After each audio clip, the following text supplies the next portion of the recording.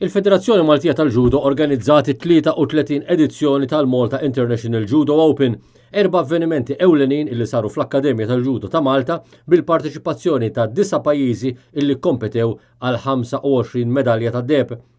L-ewwel avveniment kien festival ta' tfal taħt id-direzzjoni tad-direttur taż-żgħażagħ Joe Castillo u kowċi soħra fejn ġudoka żgħar talmu tekniċi ġodda kellhom randori jew aħjar it-taħriġ għal kompetizzjoni kif ukoll xi logħob.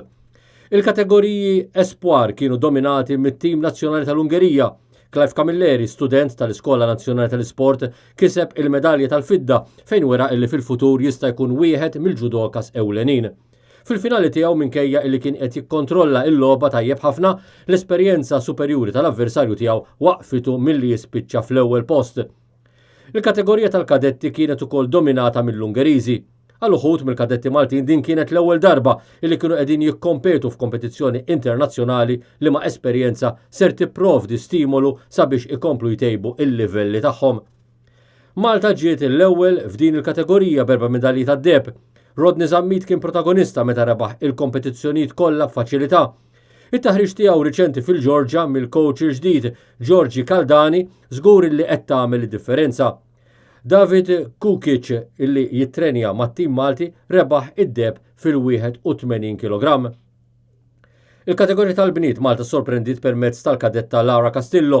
Castillo ma rnexxielix tikseb medalja fil-kadetti iżda daħlet lura b'determinazzjoni u rebħet il-kategorija tas-seniors fis-57 kg wara illi rebħet lil Fraser minn Malta kif ukoll lil Roll mill-Ġermanja.